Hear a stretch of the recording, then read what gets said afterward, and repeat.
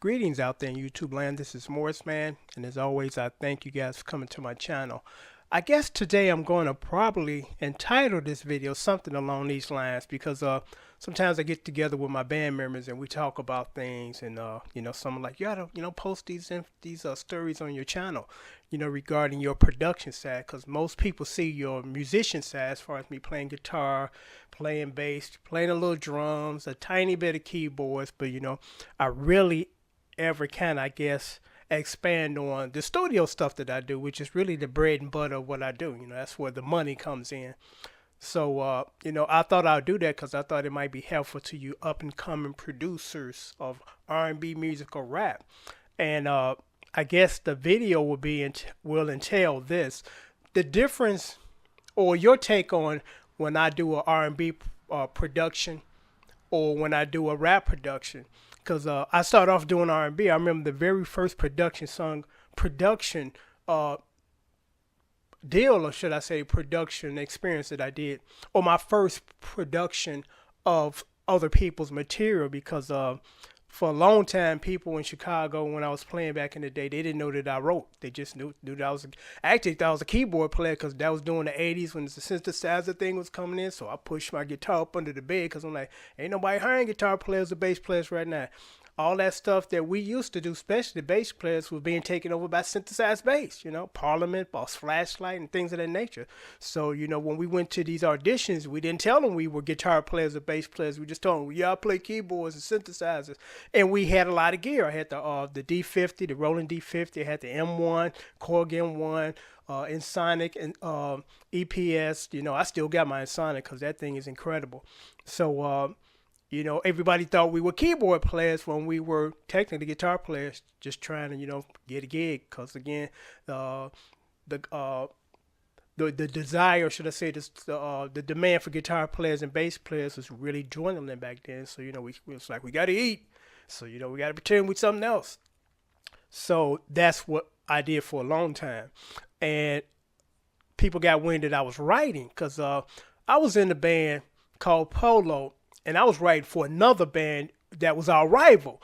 And the reason why that took place because the bass player in Polo was the leader, so it's like, hey, I'm just a hired hand at this point, so I can't come in and start giving you guys ideas. Hey, I got a track y'all might want to play, record. So I was friends with a lot of the guys in this other band, so I was giving them a lot of material. So one night we were on the same bill, and uh, the opposing band or our rival band played two songs that I wrote. And after the show, the bass player said, man, those some slamming tracks, man. Where are they getting their stuff from? Who's writing it? Because he was like, we need some stuff like that. And then that's when I told him, I said, I wrote those songs, man.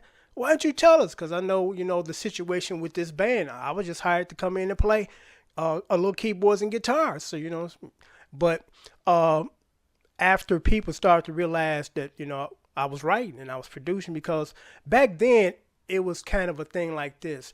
It wasn't that I was trying to be like a Prince, meaning that I'm trying to play everything. I had no choice. I'm like, I play guitar, I play bass, but I can't find a keyboard player. So I got to kind of do the parts myself as far as the stuff that I wrote. So I did this. My first production, R&B production, was with this duo. It was a lady and her cousin, and this guy was a tremendous piano player and could sing, and she could sing. She sounded like Anita Baker. She had some serious range. She can go from Lisa Coat Jam to Anita Baker in 2 seconds. I mean, that woman was hit. I mean, she had a hell of a range. So I did a production for them, and everybody's like, man, you did a good job. Because that was the first time that I did something for someone else. So it came off pretty well. So from that point on, I was doing a lot of production work for a lot of Chicago acts. And the first time somebody came to me and said, hey, I want you to do some rap stuff. I'm like, okay, I can do that. Because what I love about doing rap production versus R&B is a little more time consuming because there's a lot more stuff to be done. With rap at that time, and even actually still then, the only thing you need is a funky ass beat, funky bass line, and throwing some samples or maybe a little piano riff here and there, and that's it. The difference between R&B production and rap production or hip hop production is it's just a consistent groove. They don't want any changes or structure like an R&B song. And actually, one day I got experimental. and I wrote an R&B track, and I had some rap guys that were open to doing something different instead of just the stuff you hear on the radio. So I said, I'm going to introduce you guys to R&B, because R&B is the structured stuff, hip hop's the funky, long grooving stuff. So we put them together, and it worked well long before, because the first time I heard a rap song that had a bridge was in Nelly's song, Must Be the Money, I think. And long before that song ever was recorded, I did a track that was just like that. It had changes and chords doing, the rap verse, and then the hook of the rap verse, and then there was a bridge, But they weren't ready for that. So it's like, no, man, you got to stick to the formula. They ain't trying to hear that, And sometimes you want to kind of step outside of your comfort zone as far as, okay, everybody's doing this.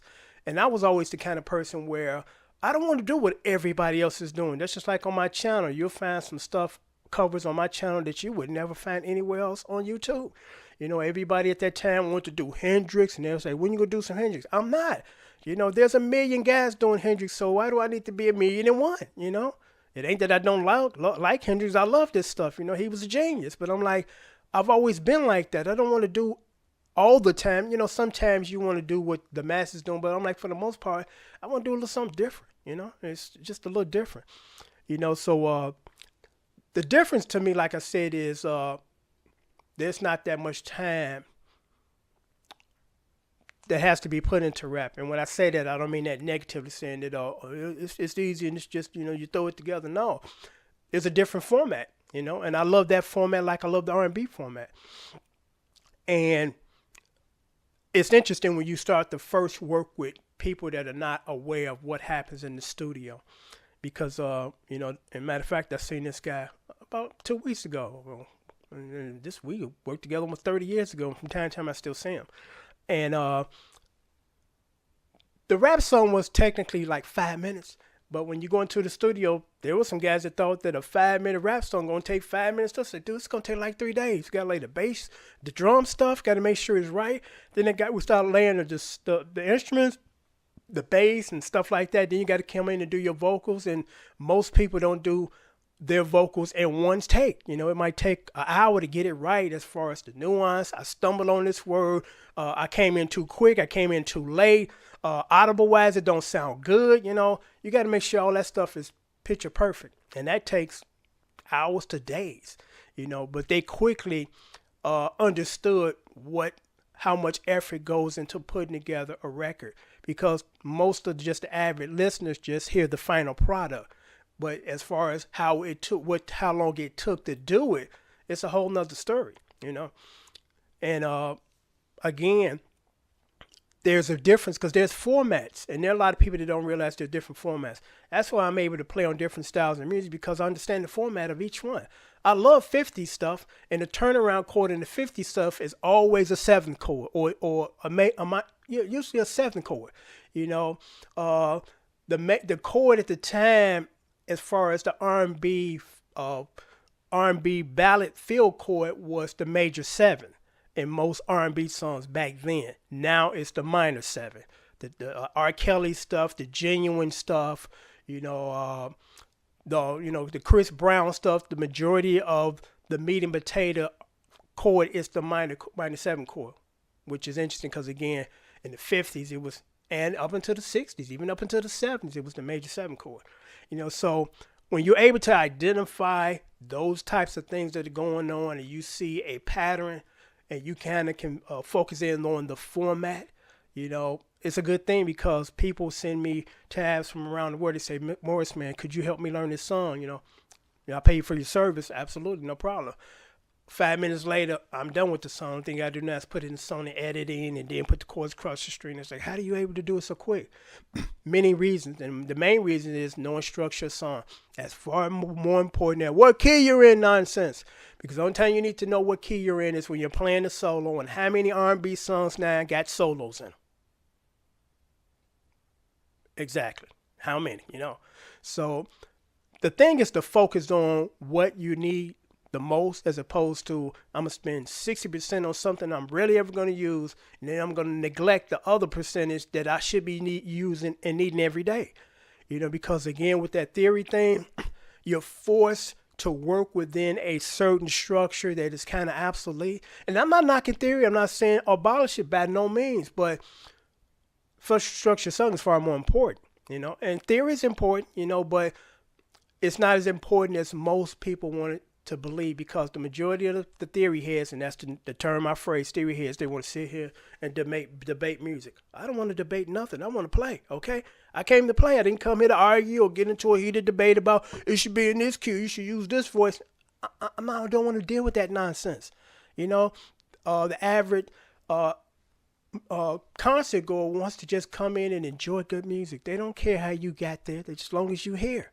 But there's some people that they don't understand that concept. They want to chime in and debate, and you should use these chords, and how do this chord sound? Because I'll give you a good example of that. From time to time, I get this. I've done a song 4 years ago. Been there, done that. I'm not revisiting it no more. I'm moving on to the next project. And I have somebody say, well, I hear this chord in there. And I'm like, well, no two people play the same. And it could work, as long as it works. Because there are times I will make an adjustment on certain chords. I'm like, this chord just sounds better than this chord. It sounds better for the vocals to sing over. So we make that adjustment. But for the most part, it's been etched in stone. I'm not revisiting, and people are like, well, you should try this chord. I'm like, I'm done with this song. I'm not doing it over. I mean, no two people play the same. You play the best way that you can, okay? Well, you should try it. Why should I try it? I'm not ever going to play this song again. So I understand what you're saying, but understand what I'm saying. Been there, done that. Ain't revisiting, ain't reposting, ain't redoing it. So it's kind of pointless for you to send these chords to me on a song I did 4 years ago, forgot about, not going to do it again, not probably going to play it again. So it's pointless, but I still get people to this day to send me stuff. I'm like, the majority of the stuff that I play, and a lot of the videos that when I do the covers, I show the video. I show the songbook. I'm like, I'm playing from the songbook, playing to the letter. It's extremely rare that the songbooks are out of, are not right. I'll say about 99% of them are right. I had over 400 songbooks at one time. I only found one error, one out of 400 books. So they don't make it a habit of being sloppy and posting wrong chords in these books. They have proofreaders. They have somebody come behind and say, hey, okay, this lines up. We can print it. But there's some people that just don't understand that, and they keep wanting to send me all these chords. I'm like, you're wasting your time. Only thing I'm going to do is remove this nonsense and block you, because there's no need for you to send me this. I understand you're trying to help, but there's no help that needs to be needed here, But I thought I would do this video. I'm going to say this right quickly, then I'm going to sign off, because I think it's a good idea sticking in here. There are things to me that just don't make sense. But that doesn't mean they're not right. They just don't make any sense to me. And I'm desperately trying to find a reason in this, because I'm like, I don't get this. And I'm one of them people, I'm curious. If I don't know, I'm going to ask, And drum machines these days, I got one right here. Alesis. I love Alesis stuff. And for a long time, and I'm going to really try to condense this because I could actually do a whole nother video on this, but I'm just going to say this instead of getting into all this. I recently noticed, won't say recently, over a couple of years, there's this like function on the drum machine that makes no sense. It says, you can probably see it, tap tempo.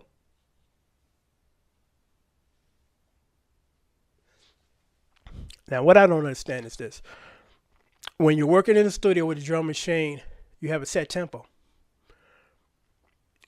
And I guess people that do DJ stuff, they have a set tempo too.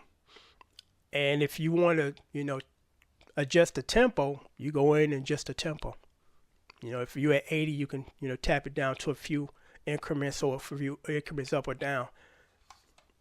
And with the tap tempo thing, you can be doing like 80 beats. And then for some reason, you tap this, and I still don't know why you need this and why you need to tap, and you tap, and they go from 80 beats to like 60. Why? Why is that necessary? Why is that needed? Who does that? Who's in the middle of a song and drop the tempo 20 increments, up or down? So I still don't understand to this day, and most of the drum machines now have this function, tap tempo. What the hell do we need this for? What are we doing that we need to do that? Again, when I'm writing a song in the studio or recording it, I got to set tempo, and I'm done. I program my beats in and my measures, and I'm done. I would never ever have to use or have the need to have a tap tempo where, again, and it's a random thing. It's not like if I hit it, I just want 3 increments up or 3 increments down. You hit that thing, it goes 20 increments up or 20 increments down. Why is that needed? Because someone please explain that to me if it makes sense. And also one other thing, because I've thrown this out here before, nobody touched on this because apparently they don't know it either. On your Facebook page, when someone becomes a new friend, you accept them, or it could be somebody that's been already a friend for a while. All of a sudden, you get a notification saying that Caesar just sent you an attachment. What is that? What are they sending you? I never click on that because I'm like, is this a virus or somebody trying to trip me up? So if anybody understand what is that someone sends you an attachment, could they tell me? Because it's a mystery to me. I mean, I've been looking at this for like a year and a half, and I still don't understand what is this. And it's people that you don't even interact with. So I'm like, why is a total stranger sending me something, an attachment? So I never, ever open those up. I look at that and I delete it out. But I'm going to sign off now. Talk to you later and take care.